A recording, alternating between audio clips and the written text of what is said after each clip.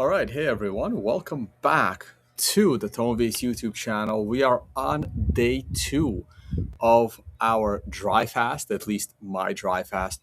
I wanted to bring you this video first thing in the morning, and we are going to be on screen share most of the time. I'm going to talk about my sleep yesterday, since the whole video yesterday revolved around sleep. I have exactly 30 minutes because I do have a meeting at 8 a.m. Eastern time, which is at the top of the hour. It is 6:31 a.m. here in Roatan, Honduras, where I am. And this video will be 30 minutes about my morning routine. And the first thing I do every morning is I go outside and I look at the sun. And today is one of the first, let me get the microphone. Today is one of the first days I actually get to watch the sunrise. So I am right here, literally staring right at the sunrise.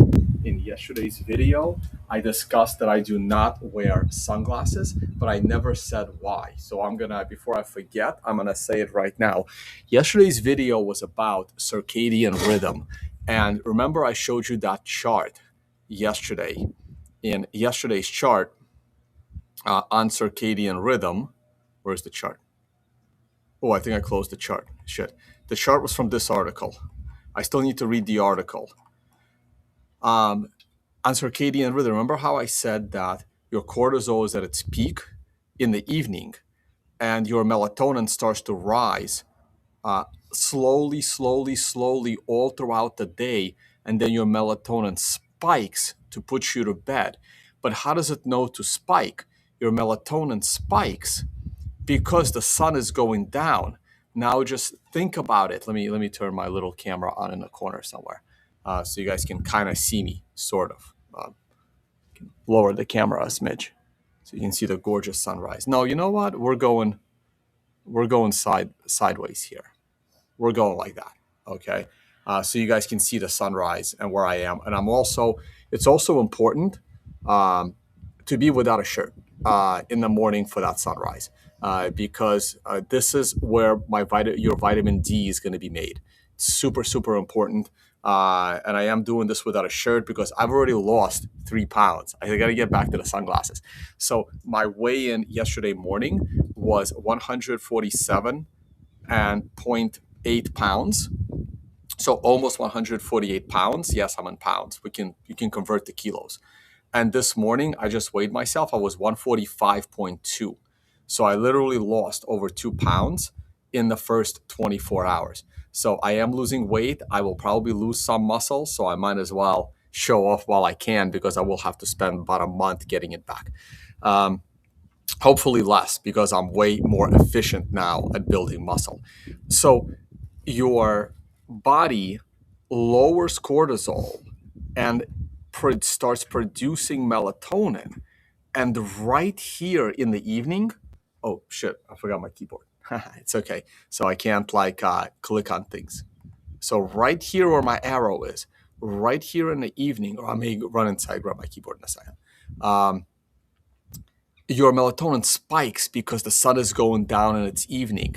Now, when you wear sunglasses at 12 o'clock, just think about it logically. What are you telling your brain? When you put on sunglasses and you're blocking that sunlight at 12 o'clock, at 3 o'clock, you are telling your brain that the sun is going down, that you're telling your brain that it's like 7, 8 p.m., and the sun is going down, because that's what your brain sees. Your brain doesn't know that you're wearing sunglasses, right? You didn't evolve for a million years as a human being with that information that these are just sunglasses. So you're fucking with your cortisol dropping and your melatonin rising. You're forcing that melatonin to spike way earlier in the day because of your sunglasses, not allowing a proper circadian rhythm cycle.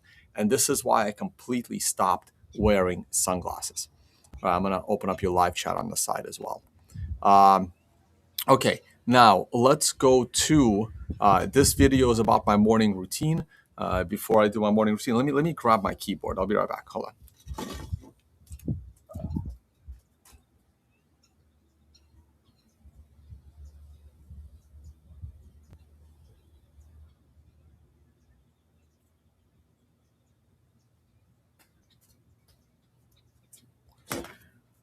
All right, this is the most important part of my morning routine. Walking outside as early as possible. I've never been up this early. I've never actually seen the sunrise. Today was the first day. And I want to pull up my sleep stats from yesterday.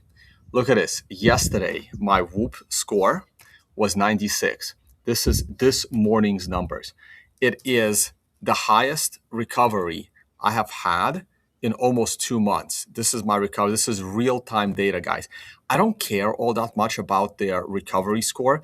The recovery score is like 80% of the reason for the high recovery score is elevated HRV. They focus way too much on HRV. I know HRV is important. I'm not going to talk about it in this video. Maybe we'll talk about it in a future video. I care about my sleep stat. Now, the sleep stat of 81 may not seem all that great, but look at this. Last night, I slept for exactly 8 hours. That's actually an anomaly. 8 hours and 0 minutes. Exactly 8 hours. 8 hours is my goal on sleeping. But remember what I said in yesterday's video. It's not about how many hours you sleep. It's about the quality of that sleep, okay? And let's talk about the quality of that sleep. Out of that 81%, you can see I increased my hours versus needed. This looked very different yesterday. But look at my sleep consistency. My sleep consistency crashed. It crashed to 65%. It was in the 80s yesterday. Okay, consistency is, and we'll talk about that really quickly. My sleep efficiency was great at 92, and my sleep stress was perfect at 0%. This is good. 0% for sleep stress is good because you want low stress. Here is my nighttime. Here is the 8 hours of sleep, and you can see what that 8 hours of sleep. Oh, wait. I'm sorry. My screen is a little cut off. My bad, because I'm on the side. Sorry. Here it is. Here is that 81%. I need to have this more in the middle. Hours versus needed. Sleep consistency dropped. We're going to talk about why that dropped. And here are the numbers. So this is how that 8 hours is broken up. Okay. And by the way, if I click on the circle, I can't click on it because this isn't my app. This is a screenshot of the app. But if I click on the circle, it will show me which part was deep sleep. That right there is deep sleep. Look at this. I just fell asleep. I went to bed at 8 o'clock. I played a meditation video. I'm going to talk more about meditation on tomorrow. Actually, I'm going to do a stream tonight. I'm going to try to do a stream tonight about my evening routine. This is the morning routine video. So in the evening routine, I do a 10-minute meditation session once I get into bed. So once I'm ready to go to bed, I go into bed. I like an idiot. I scroll on my phone, which I need to stop. But again, this is the morning session, not the evening session. And then I play a meditation video. This was me playing the meditation video. And I fell asleep probably within 5 to 10 minutes after playing the meditation video. It's an audio. Like I do everything on YouTube. It's a video, but I'm not looking at it, right? I'm just listening to the audio. I just say video because it was on YouTube. So I don't watch the meditation. I turn it on, I turn off my screen, and I let it play for 10 minutes, and then it automatically stops. Obviously, it doesn't play any other videos. And I just listen to it. So this was my sleep last night. Your deep sleep is going to be over here. I'll show you screenshots of that next time, how it looks like when you click on these things. But, and here's a big but, this is unfortunate. You can see that I only had 18% of deep and 18% of REM. And I came on below my average. See, this shows you the average that you get. And you can see my awake time, I came below average. So that's great. My sleep was very efficient. But my light sleep, this is your regular sleep. This isn't the restorative sleep. You want your awake time to be as close to 0 as possible, but you want your light sleep to be minimized so that your deep sleep and your REM sleep is maximized. Considering I slept for 8 hours, this 3 hours and 12 minutes of restorative sleep is low. It's on the low side. I want this to be closer to 4 hours. I want this to be 25%, and I want this to be 25%. But look how even they are. Look at this. So that's the good part. The good part is my body has equally recovered physically and mentally. So you want these to be as even as possible, and mine is as even as it gets. Unfortunately, they're a little bit low. I would have loved to see these at close above 20% each than at 18%. Uh, Now let's move down the pipe and let's talk about my consistency. See, this is the consistency that I'm talking about. I fell asleep at 8:12. I never fall asleep at 8:12. I was tired. I haven't had any food or water at this point for over 24 hours. I did multiple podcasts yesterday. I've been like talking all day. You're supposed to do this in silence. Instead, I'm like working and doing meetings and chatting with friends, and I'll have friends coming over today to play some board games, maybe watch a movie. So I'm talking way too much. Let's see if I could make it through the 7-day dry fast by talking this much. Not a good idea, but I'm full of terrible ideas as well as I teach you guys the right stuff. So my consistency is definitely taking a hit, even though I I would love to go to bed at 8 p.m. every night, right? This would be perfect. If I could somehow live my life and not be a monk by going to bed at 8 p.m. and waking up at 5 a.m., that would be perfect. In fact, if I could push this sleep time from 8 p.m. to 9 p.m., if I could go to bed at 9 p.m. And wake up at 5 a.m. and get my 4 hours of restorative sleep in that 7 hour window, that would be the absolute perfect night. Okay. Keeping my awake time to less than 30 minutes would be good. You can see how many times a night I woke up. Here's another one. Usually, I'm waking up at least once a night to take a piss. Probably because I'm old and also because I haven't solved that problem yet. I have not solved the peeing in the middle of the night problem. Um, Last night, I did not have to do that. I did it at 5 in the morning. So right here is when I went to take my first piss. It was 5 a.m. And then I tried to fall back asleep. I stayed in bed. I could not fall back asleep. I wanted another 30 minutes of sleep. I could not fall back asleep. My mind was just fully awake. My cortisol was way up. But these breaks right here, they were just me waking up. My bed sucks. My pillow sucks. My temperature control in the room sucks, but the room is very, very dark, and that is helping. I do have blackout curtains, even though my room faces the sunrise. But this is the problem. This is the problem of a nomadic lifestyle. You don't have control over your bed and your room and your temperature and your neighbors. You just don't have that control. So anything can really go wrong, especially if you're in a hotel room. My sleep was 100% low stress sleep. That has never happened. I'll show you. Oh, it's happened, but like a long, long time ago. I've been wearing this thing for 6 months. So you don't see a single spike during my sleep. This is me waking up. This is me getting up already. This is past 5 a.m.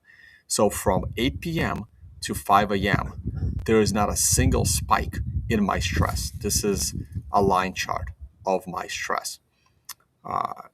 Again, my sleep performance wasn't great at 81, but that's because the consistency of me going to bed 3 hours earlier than I normally do killed the consistency. And this last one, you guys can't see. So I'm gonna switch how my camera looks. Let's do this. Can I move that out? No, I can't move that out. Wait, hold on. I'm gonna drop it completely. Let's do this for now. So you can see right there, I slashed my sleep debt from 1 hour 47 minutes down to 49 minutes. I have shaved off a full hour of sleep debt. Now, if my REM and deep were bigger, I could have shaved more sleep debt off. You can see my all blue. Blue is low sleep stress, green is medium, and orange is high sleep stress. And in the next picture, I'm going to show you what this looks like. Yesterday, I had 100% low sleep stress, and this is my stats going all the way back for a month, all the way to this is 30 days of data. And you will see that not once did I have 100% blue. There's been very good nights with a little bit of green. So there's not much difference between December 13, December 14, December 16, or today, or even 4 days ago. There's very, very little difference, but it's really, really cool to see 100% low sleep stress. And it's possible that me going to bed early helped with that. I have no idea. I've never gone to bed this early. I've never gone to bed at 8 o'clock, but I was tired. I had nothing to do. I was exhausted after yesterday's live stream for an hour and a half, and I just went straight to sleep. Here is my 3 hours and 12 minutes of restorative sleep, and it's my third highest for the week, and you can see that it was slightly above average. My recovery of 96%, according to Whoop, is the highest this entire week. And you can see my 30 days of recovery, and it's actually the highest recovery I've had. Maybe this was a tie with December 13. So December 13 and right here is a tie for recovery. You can see most of my recovery days are green or yellow. This was a recovery of about 30%. And this was my beginning of my ear infection where I couldn't even chew food. I mean, like that's how much it hurt. This day, like on this day, it hurt to chew food. And then I did go see a doctor to get an antibiotic prescribed. I kind of self-diagnosed. I self-diagnose, and then I go to the doctor, and I want the doctor to confirm. Sorry, I'm not muted, right? Oh, let me check my audio setting. Yeah, I'm on the right microphone. I wanted the doctor to confirm my own diagnosis, and he did. It was a basic ear infection. He gave me ear drops and an antibiotic. I did those for 7 days, and I started the dry fast right after I was done with the antibiotic. And I'm not doing the ear drops anymore either. Okay, now let's talk about the morning routine. I have 12 minutes. I'm going to go back to my little document, and I'm just going to start writing it up. Okay, I will make this available to everyone towards the end of the series. Don't worry about it. We're going to talk about this later on. I mean, this kind of puts it all together. I don't do these. It is just my notes. And these are also my notes. So for good sleep, you want to invest in a good mattress. You don't want to eat anything 3 hours before bed. You don't want to drink anything 5 hours before bed. But, if you have to drink a little bit of, if you're taking evening vitamins, then yeah, you can take sips. What I mean is liquids, ideally 5 hours before bed. You're not chugging down like a big glass of water. You're not, drinking a milkshake. So if you have to drink some water with your vitamins or evening electrolyte mix or things like that, then that's fine. Like a few sips here and there is fine. If your mouth's really dry, you can take like a sip or two right before bed. But when I say no liquids before bed, like don't put down an entire bottle of Perrier basically before bed. No blue light 2 hours before bed. I'm going to talk about my blue blocking glasses. Room should be dark and cool, and every hour of sleep before midnight is absolutely critical. The more hours you get before midnight, the better off you are. Like, look at my low stress sleep from last night, and my body is on a 24-hour no food, no water element. Okay, so morning routine. Do I have to write down brushing your teeth? Brushing your teeth is super, super important. I do it in the morning and the evening. When I was, most of my life, I only brush my teeth in the morning. Now I do it morning and evening religiously. So I personally brush my teeth first, brush teeth, then immediate, or I when I'm in a villa like this, I'm brushing my teeth while looking at the sunrise. I try to combine as many things as possible. Brush teeth. I don't even know I have to say it, right? But I'll say it. Sunlight and grounding. So I am sitting on concrete, but here's a but coming. Let me do this. I'm going to go back to this right here. I'm going to move the camera slightly so you can see the day bed, right? So whenever I feel like I want to be grounded, all I do is I lay down on this, if you guys can see, and I have a tree right here, right? There's a tree touching my body, and this tree is growing from the ground. Okay, um, so when I come outside, oh shit, I don't know if you guys heard that, but there's a tree right here, and you guys can probably see it. Uh, and I have the day bed here. So when I come out here for the morning sunrise, the moment I'm touching this tree with my hand, I'm now grounded. Okay. Um, well, more like earthing. There's a difference between grounding and earthing. Though I know the words are tend to be used interchangeably, but I'm gonna use the word earthing. So I want my body to be touching the earth as much as I can.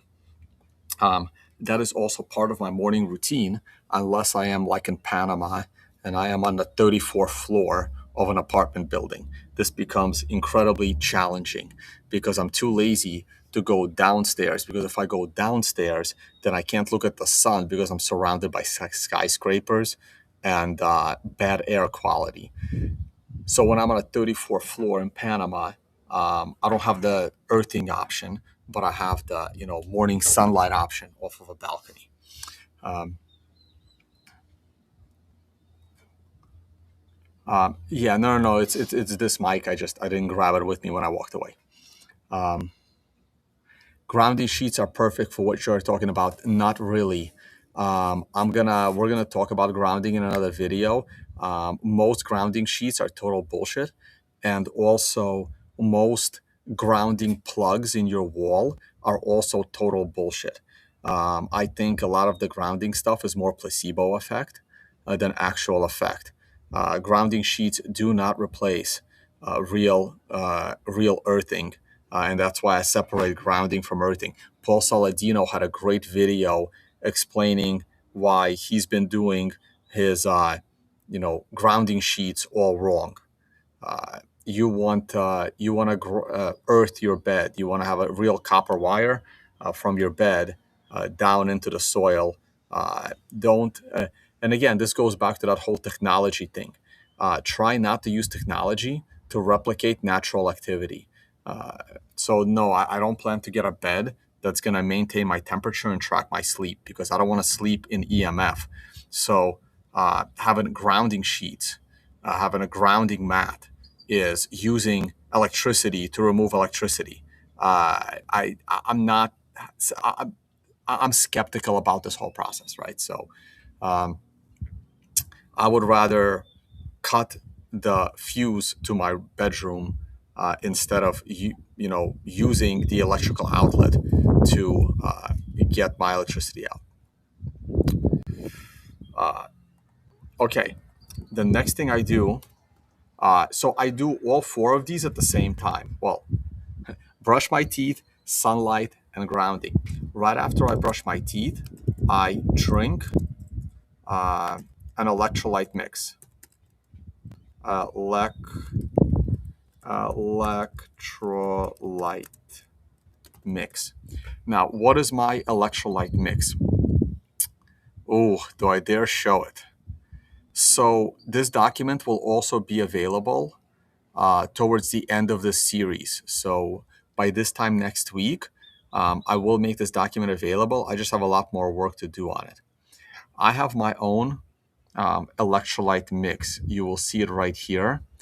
Now that I've been taking it for about 4 to 6 months, I'm gonna mix things around a little bit. So there will be updates to this coming soon. I was not able to find a good electrolyte mix uh, on the market. So I had to make my own. And this is what is in my electrolyte mix. I need to set this up as Amazon affiliate links. Okay. I will do that. So don't go out purchasing this yet. I want to spend a little more time explaining it. Now, this electrolyte mix was based on, I did a bunch of research on electrolytes. Guys, electrolytes is just salts. It's potassium, sodium, magnesium. I may or may not remove calcium from this mix. My calcium levels are on the higher side. I don't really need calcium. So I may remove calcium, but I have it there for now. Zinc and manganese. Zinc and manganese come in pills. Where are they? Here they are. Zinc and manganese are in capsules. So I actually open up the capsules and I put it in. And like I make like a giant batch of this. I can go grab it and show it to you. It's just a white powder. There's no sweeteners of any kind. This electrolyte mix is actually based on this electrolyte mix. It's called a Ulite. There's a video right here. Um, this is one of the YouTubers that I watch for health and nutrition. This is Stan Ekberg, former Olympian.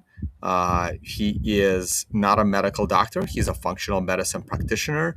So I guess we can call him Dr. Ekberg, but he's not a medical doctor. Just so you guys know, he is a chiropractor. Full disclosure. And he did a good video on electrolyte mix. This is his personal electrolyte mix. The reason I don't buy his electrolyte mix. Wait, let me tell people I'll be 5 minutes late for the meeting. Will be 5 minutes late.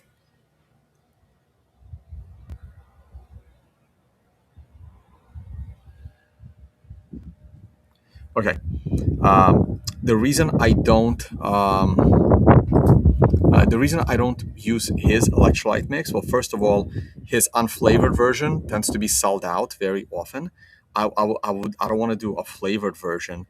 His electrolyte mix has additives. It has stevia as a sweetener.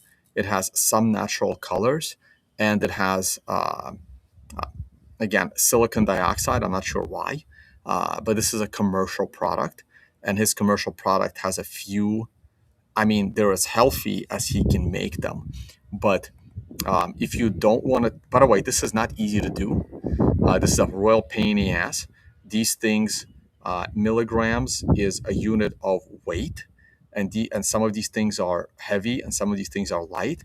You have to really, it's a pain in the ass to mix this together. Okay. Um, anyway, if you don't want to do this like I did, then this is one of the best options to buy, even though it has a few minor additives.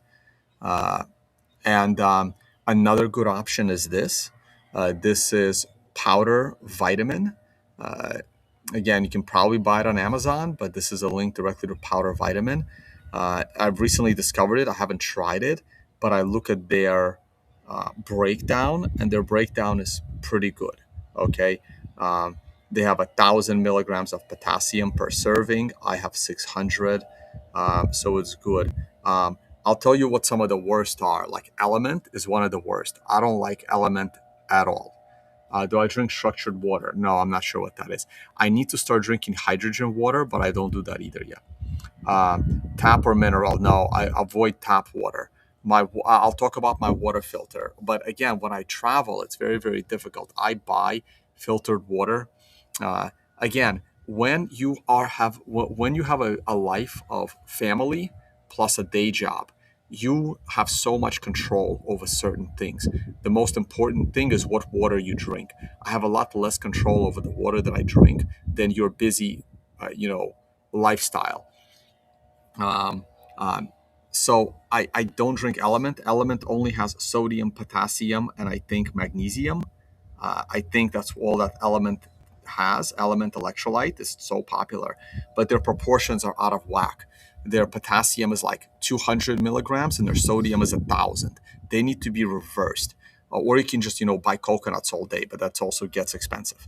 So I potassium needs to be at least equal to sodium, or your potassium has to be higher. Also, you have to control the sodium. Sodium means salt, but there is shitty salt and then there's high quality salt.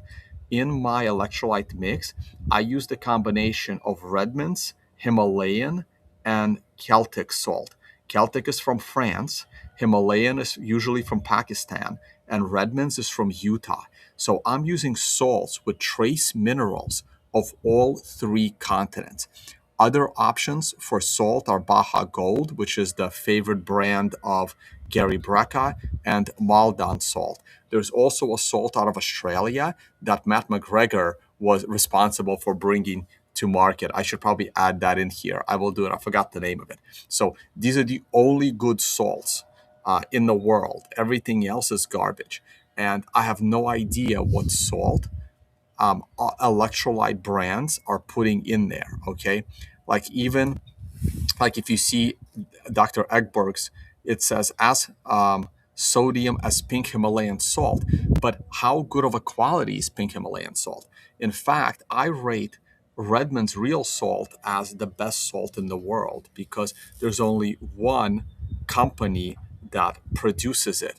Himalayan pink salt is produced by 40 companies, 50 companies, plus 100 Chinese fake companies selling you fake Himalayan pink salt. Okay. So I generally would stay away from Himalayan pink salt unless you know exactly which company it is.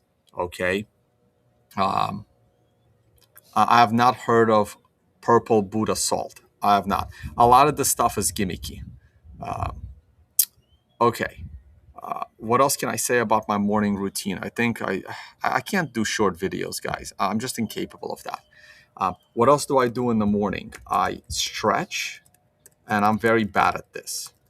Bad at this. I have a YouTube playlist here. My sleep YouTube playlist. It doesn't have this video. It's in one of my other videos. I need to add it here. Hold on. I'll add another video on stretching. It's from one of my, it's a calisthenics YouTube channel. So I do a little bit of a stretch in the morning when I'm out in the sunlight. That's also part of my morning routine. And another very, very important thing right here, actually, there is something I do before I get up. Deep nose breathing while in bed. 5 to 10 deep breaths. This literally takes 30 seconds and it will wake you up. Absolutely. Whenever you're ready to wake up, I do this before I get out of bed. Here's the other really important thing that I fail every single day. I fail. I already have stretch. Okay. Should be after the stretch part. I'm going to do this. Control, enter.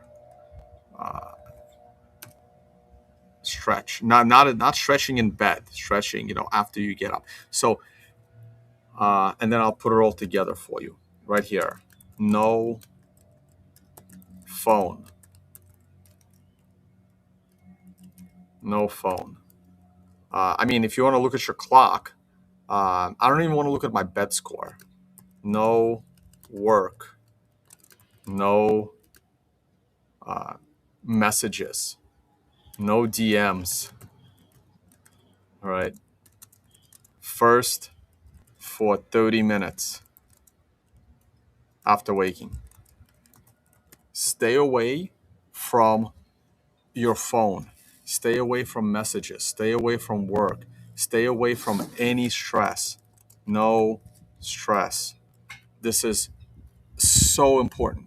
Okay, if you have to wake up 30 minutes earlier, then wake up 30 minutes earlier. Then go to bed 30 minutes earlier. This is absolutely critical. I'm still bad at this. I'm still like, hey, I want to see who DM'd me. Hey, I want to see what the comments were from yesterday's live stream video. Hey, I want to see what my sleep score was on Whoop. The first thing I want to do is reach for that phone. Uh, it's okay to, like, click the on button on your phone to see what time it is. But other than that, do not unlock your phone. Okay. No phone, I should say no phone unlocking. Okay. That's part of my morning routine as well. There's probably a few other little things, but this is pretty much it. This is all the important stuff. Okay. And of course, drink electrolyte. This implies water. And obviously, it needs to be clean water. Um, my workout routine will be covered later. This series is based on what is the most important parts. Working out is not the most important. I'm going to save that for last. Out of everything I will teach you guys during the stream, during this 7-8 day series, working out is not the most important part. Okay. This is way more important than working out. And the reason it's important to brush your teeth is because you want to get rid of the bad bacteria so that when you're drinking, you're not drinking that bacteria down your throat. Okay, guys, please check out the links in the video description. I will make my Google Documents available to you later this week after I, clean them up a little bit. But you kind of get the idea.